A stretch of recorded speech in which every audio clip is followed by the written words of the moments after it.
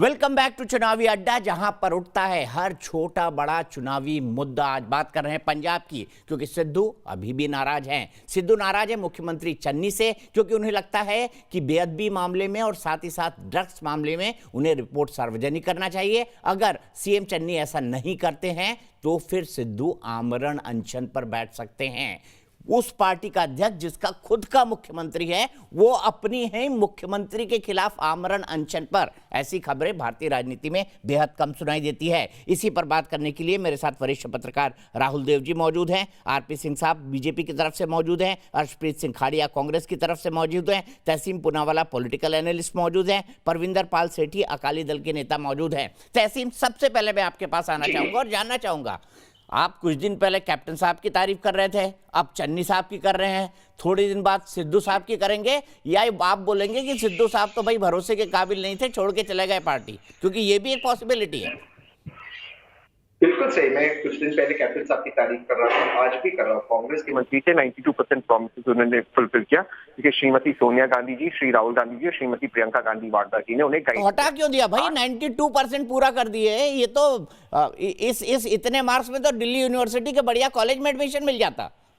हाँ, लेकिन कांग्रेस 100% करती है ना। कांग्रेस का नारा है 100% प्रूव करना। ये थोड़ी मोदी जी और बादलों की पार्टी के 0% प्रूव करते। इसलिए 8% बाकी था। श्रीमती सोनिया गांधी लपेट लो आज, आप मुझे पूरा लपेट लो। पूरी जो रील होती है ना, उसको लपेट लो आज आप पूरा। सर, मैं मोदी जी के आगे जा ही नहीं सकता सर, ये तो मोदी जी का एक्सपर्ट डोमेन है। मैं तो छोटा सा खिलाड़ी हूँ, या तो मोदी जी महान है। लेकिन सर, आगे की बात कहता हूँ। मई में श्रीमती सोनिया गांधी जी ने कहा था कैप्टन साहब को, जो 8% प्रोमिसेस उनसे पूरा करो, वो नहीं कर पाए। इसलिए हर एक एमएलए ने विदाउट एक्सेप्शन कैप्टन साहब को निकाल दिया, क्योंकि कांग्रेस का मतलब है गवर्नेंस, वादा पूरा करना। जैसे बाघेल साहब पूरा करते, जैसे गहलोत साहब पूरा करते, और जो 8% है वो चन्नी साहब डिलीवर करेंगे। इसके बाद जब 80 से अधिक सीटें आएगी, वहां के जो एमएलए तो तय करेंगे कि मुख्यमंत्री कौन होगा। लेकिन कांग्रेस श्रीमती सोनिया गांधी, राहुल गांधी, प्रियंका गांधी, चन्नी साहब और सिद्धू जी के लीडरशिप के नीचे चुनाव जीतेगी। बताइए आरपी सिंह साहब, जीत जाएंगे? और ये कह रहे हैं कि कांग्रेस तो 100% करती है, 8% मतलब 100% जब तक काम ना हो कांग्रेस बैठती नहीं है घर पे। कभी भी नहीं। जी 90,000 करोड़ में से 4600 करोड़ माफ करना 100% है, बिल्कुल ठीक बात है। एक भी बच्चे को मोबाइल फोन नहीं देना 100% है, बिल्कुल ठीक बात है। एक भी घर पे किसी को सरकारी नौकरी नहीं मिला, बिल्कुल 100% है, इसमें कोई शक नहीं है। और पंजाब में तो अब नशा है ही नहीं, बिल्कुल साफ हो गया नशा, बिल्कुल पंजाब तो नशा मुक्त है। ये 100% मार्क्स वाली बात है। फैक्ट ये है कि ये रिमोट कंट्रोल से सरकारें चलाना चाहते हैं। और मैं आज कह रहा हूँ, मेरी बात नोट करना, आज से मैं, और मेरी बात ठीक निकलती, मैंने कुछ दिन पहले आपके डिबेट पे कहा था कि 30 नवंबर से पहले मेरे पंजाब का माहौल बदलेगा। और आप बात नोट कर लो, आने वाले दिसंबर के महीने के अंदर भाजपा वहाँ पर रेकनिंग फोर्स होगी। भाजपा के बिना सरकार नहीं बनेगी इस बार। जो भी सरकार बनाएगा, मैं नहीं कर रहा हम सत्ता में आएंगे, परंतु हमारे बिना सरकार नहीं बना पाएगा, पहली बात। दूसरी बात, एक और बात बता दूँ आपको, ये नोट कर लेना, आज से 1 महीना बाद ये सिद्धू को गाली निकाल रहे होंगे। ये जितने कांग्रेस के यहाँ लिफाफेबाज बैठे हैं, ये सबके सब सिद्धू को गाली निकालने होंगे, क्योंकि आपको लग रहा है ये सब एक सोची समझी दिशा में काम हो रहा है। एक सिद्धू ऐसे नहीं कर रहा काम, और अरविंद केजरीवाल ऐसी तारीफ नहीं कर रहे। ये एक दूसरे की चिंता कर कर काम हो रहा है। वो अपनी इमेज बना रहा है कि मुझे कहाँ जाए लेकर, कहाँ मेरे को किस लेवल पे जाकर मेरे को निकलना और कहाँ जाकर मुझे बात करनी है। मैं ये सबके सब सत्ता के लोभी लोग हैं, सत्ता के हिसाब से चलने लोग हैं।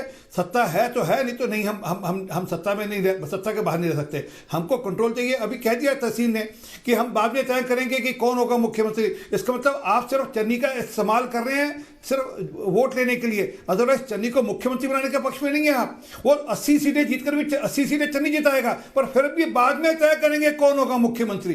बड़ा स्पष्ट है। धन्यवाद राहुल गांधी और कांग्रेस के खास प्रवक्ता और खास सबसे नजदीकी आदमी ने आज कह दिया, और कांग्रेस के सोनिया गांधी, प्रियंका वाड्रा, राहुल गांधी के मन की बात कह दी कि हमने चन्नी को सिर्फ उपयोग करना है चुनाव के लिए, बाद में हम हटा देंगे चन्नी को और किसी और को ले आएंगे। एक ही लाइन। ऐसे बोलिए, बिल्कुल बोलिए। देखिए, आप पर बड़ा हमला कर दिया उन्होंने कह दिया fourth most important person after Mrs Gandhi, Rahul ji और प्रियंका जी, तहसीम पूनावाला, उनकी घोषणा है ये।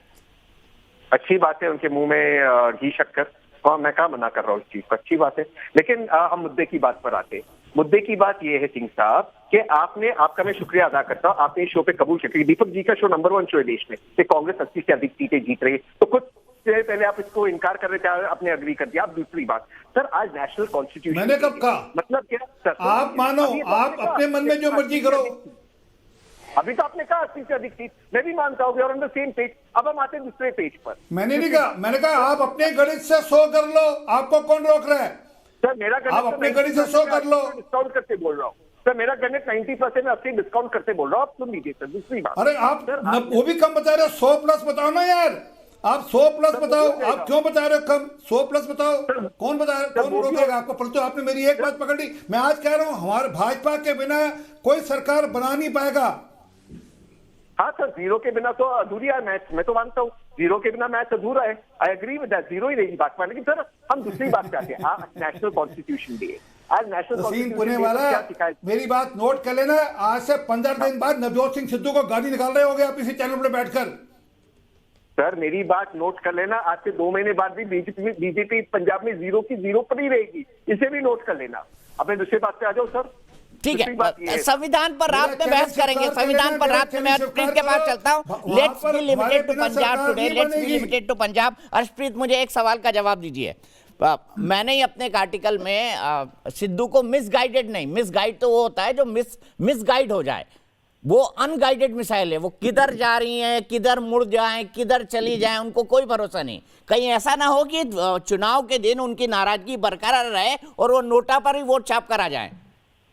नहीं, देखिए मिसाइल वो जरूर हैं, वो आम आदमी पार्टी में भी गिरे हैं, बीजेपी पे भी गिरे हैं और अकाली दल पे भी गिरे हैं, जिसकी वजह से 9 एमएलए आम आदमी पार्टी के यहाँ आ गए। अकाली दल के नाम की 5 पार्टीज होगी, एसएडी टकसाली, एसएडी अमृतसर, एसएडी संयुक्त, एसएडी यूनाइटेड, एसएडी। और ये जो अकाली दल है साहब, इनके बड़े बड़े दिग्गज नेता भी इनको छोड़ करके चले गए हैं, ब्रह्मपुरा साहब, ढींसा साहब। और पंजाब की जो बीजेपी है उसकी तो मैं सर क्या आपको कहानी बताऊं, पंजाब में बीजेपी के लीडर्स को घुसने नहीं दिया जाता।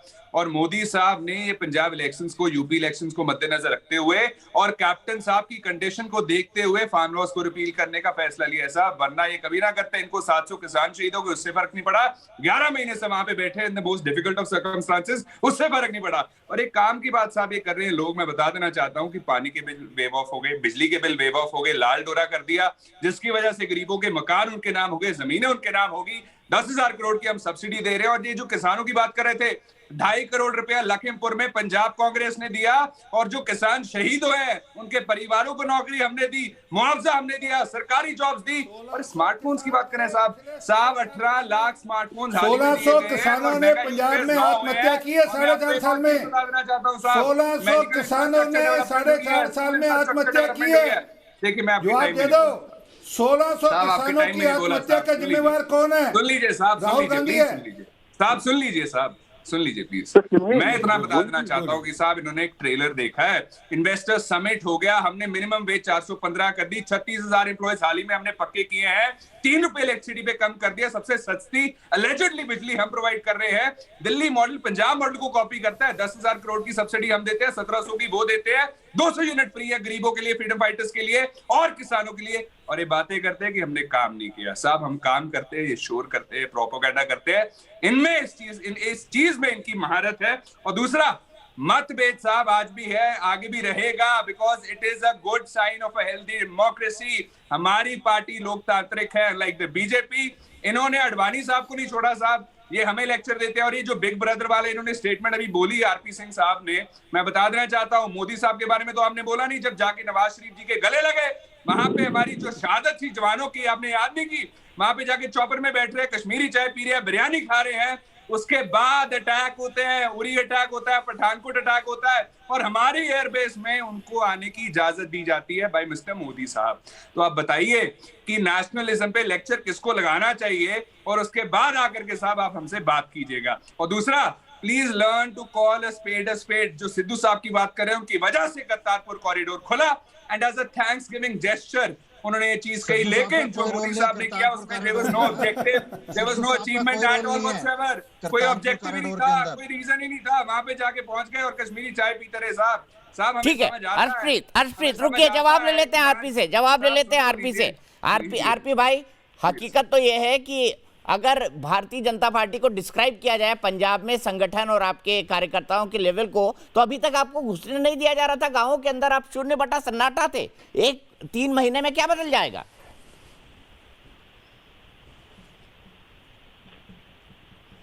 पहले तो ये पिक्चर ये देख लीजिए, किसने करतारपुर का कॉरिडोर खोला, ये समय लग जाएगा। ये सिद्धू साहब के गले मिलने से 1 साल पहले का स्टोरी मैंने आपको दिखा दी। सर में क्या कि इनको झूठ के अलावा कुछ बोलना नहीं आता, पहली बात। दूसरी बात, असली बात नहीं कर रहे। 1600 किसानों ने आत्महत्या की पिछले 4.5 साल में पंजाब में, उसका जवाब दे दे क्या जवाब है इनके पास। फिर असली बात जो इन्होंने वादे किए, गुटका साहब की कस्में उठाई इनके नेताओं ने, कहा हम 90,000 करोड़ रुपए का कर्जा माफी करेंगे, उसका जवाब नहीं दे रहे। 86,000 करोड़ 84,000 करोड़ रुपए आज भी बाकी इनका, उसका जवाब नहीं दे रहे। फिर हर बच्चे को मोबाइल फोन देने की बात करी थी, आज तक कितने बच्चों को मोबाइल फोन दे रही है बता दें। हर घर में सरकारी नौकरी की बात करी थी, किसको सरकारी नौकरी दी थी बता देंगे। और ये तो जब हम सर्जिकल स्ट्राइक करते हैं तो क्वेश्चन उठाते हैं, ये तो कहते हैं सर्जिकल स्ट्राइक हुई नहीं, वो इमरान खान मानते हैं। और फिर इनके नेता राहुल गांधी को कोट करते हैं, इमरान खान जाकर यूएन के अंदर कहते हैं राहुल गांधी ने कहा कि वहां पर हत्याएं हो रही हैं, हमने नहीं कहा। और पंजाब भूल नहीं सकता सर, आपने जो पंजाब के साथ किया। आज भी पंजाब में से 25,373 जवानों का कोई खाता नहीं है, आपके कारण से 25,373 जवानों की हत्या हुई या गायब हुए, आज तक कोई खाता नहीं है। ठीक है, मेरे को कंक्लूड करना है, प्लीज सेठी साहब के पास भी जाना और कंक्लूडिंग कमेंट राहुल सर का लेना है। सेठी साहब मुझे बताइए, क्या आपको लगता है 4 कोण का मुकाबला होने वाला है? एक तरफ कांग्रेस, एक तरफ आप, एक तरफ अकाली दल, एक तरफ अमरिंदर सिंह साहब। देखिए, जो खाली बातें करने से कुछ नहीं होता। देखिए, ये डेमोक्रेसी नहीं है, ये हिपोक्रेसी है। कांग्रेस पार्टी के अंदर अगर सिद्धू साहब कहते हैं बेअदबी के ऊपर इन्हें 4.5 साल में कुछ नहीं करा, अब करें। मैं सिद्धू साहब से एक प्रश्न करना चाहता हूँ कि ये बेअदबी का तो हमें पता लगाना है कि कौन इसके लिए जिम्मेवार है। सरकार इसके ऊपर तहकीकात करे, सीबीआई तहकीकात करे।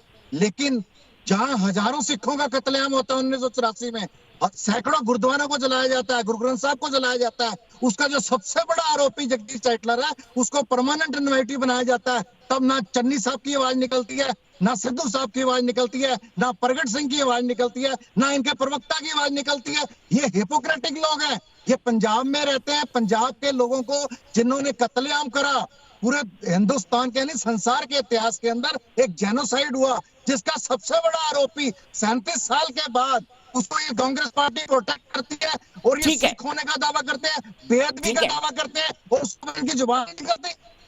ठीक है, कंक्लूडिंग कमेंट राहुल सर, मुझे आप बताइए पंजाब चुनाव किस तरफ जाते हुए दिखाई दे रहे हैं आपको? आपको भी लग रहा है 4 कोण का मुकाबला होने वाला है और एक बहुत ही अलग तरह की कैंपेन इस बार देखने को मिलेगी, क्योंकि इतनी सारी पॉलिटिकल पार्टियां पंजाब में आ गई हैं और सब सन ऑफ द सॉइल है।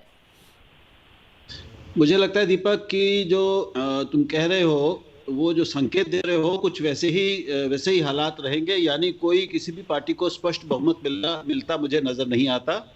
कांग्रेस सबसे बड़ी पार्टी हो सकती है, लेकिन शायद वो अकेले सरकार बनाने की स्थिति में ना हो। अभी आम आदमी पार्टी की स्थिति क्या होती है और इसके बाद कैप्टन अमरिंदर और बीजेपी मिलकर क्या करते हैं, क्या रणनीतियां बनाते हैं, कितनी जगह चुनाव लड़ते हैं। बीजेपी अभी तक 23 ही सीटों पर चुनाव लड़ती रही है, अब कैप्टन के साथ मिलकर वो सब जगह चुनाव लड़ने की तैयारी कर रही है। तो कौन किसके कितने वोट काटता है, अब हिंदू वोट भी वहां एक मुद्दा बन गया है, जो कांग्रेस के लिए एक संकट चिंता का एक वो हो गया है। वो सुनील जाखड़ को मनाने की कोशिश कर रही है, वो नाराज चल रहे हैं। तो अभी सारी पार्टियों के भीतर एक मंथन है, बहुत खींचतान है।